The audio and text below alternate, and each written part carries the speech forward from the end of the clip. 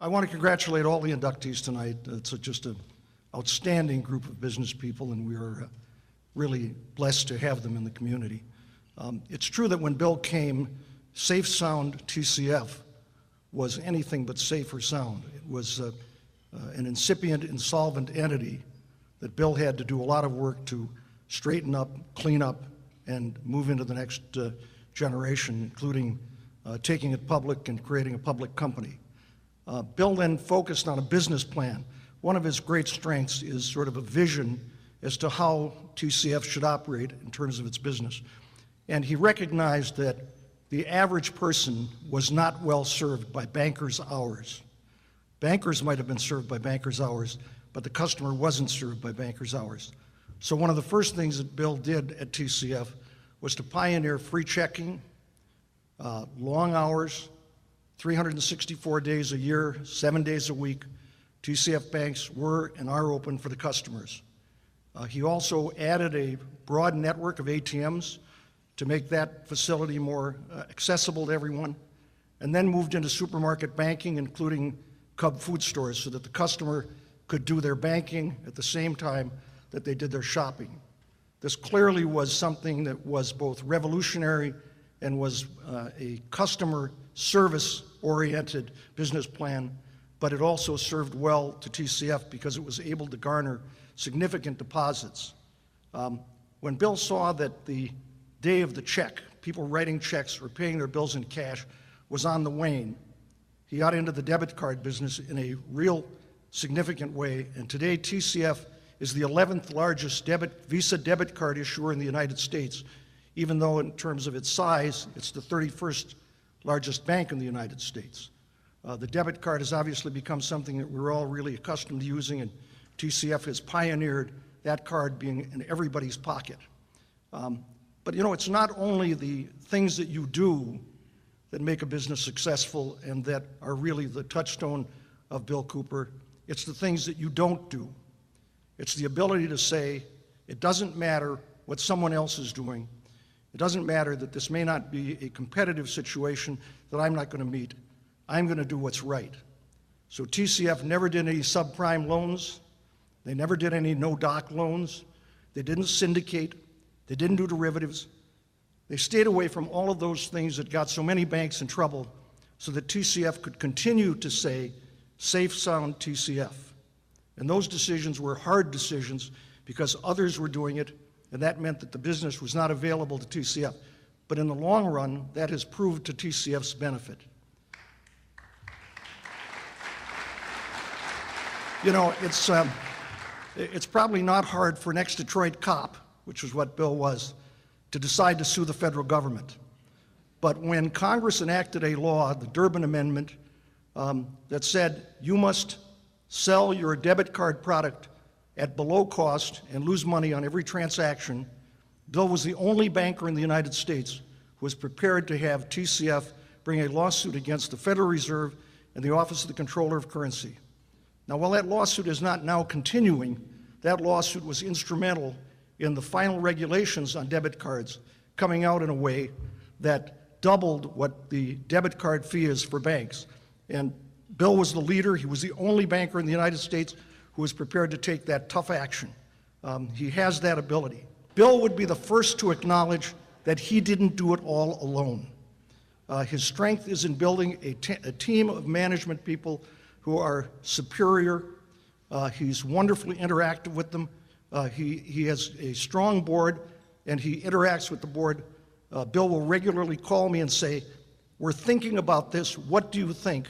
And he really wants to know what I think. And he will absorb that, and he uses his management team, extremely talented. But you know, at the end of the day, somebody pushes the go, no-go button. And Bill is the guy at TCF who pushes the go, no-go button that brought TCF to its current success level. I'd be remiss in not commenting on a couple of his community activities. You all know that TCF Bank Stadium was named because TCF undertook the naming arrangement, a long-standing relationship with the University of Minnesota. This capped that relationship. It allowed TCF Stadium to be built. It is another one of those things that proved to be wonderful for the community and wonderful for TCF and its shareholders. In addition, Bill has been very, very active in the education area. Back in 1999, he started supporting Ascension, a small school in North Minneapolis, both with his personal resources and through TCF. Out of that, Bill found Friends of Education. Friends of Education now has and supports 14 charter schools with 5,500 students. Those charter schools were ranked, although they're 10% of the total charter schools, they received 1/3 of the commendations given by the Department of Education for charter schools. The children in those schools, most of whom qualify for free or reduced lunch programs, consistently exceed the performance levels in the public schools in Minneapolis. Bill is committed to education. He has personally provided his resources. TCF is involved. One of the people involved with the charter schools with Bill has said it probably better than I can, and that is, whatever he does well. My friend, the chairman and CEO of TCF, Bill Cooper. I really am humbled by this. I mean, when you look at the list of people who've won this in the past and the current list, and when I look out here, it astounds me the number of people that you get to know over the years, the great friends, people that take an evening out and come to honor you for your service to the community and the business world. And I really am humbled, and I just can't tell you how much I really appreciate winning the award and everybody's attendance here. The one thing I will say about success, for whatever it's worth, and I really believe this, every successful person I know, and I don't mean just financially successful, I mean every successful person I know got some help. They either got it from home or some person on the outside, usually more than one person. If you ask people that, if you sit down and say, gee, who was it that gave you that little bit of help? The most common answer is a teacher. Some teacher gave you help, particularly somebody that didn't come from significant means to start off with. And that's what happened to me.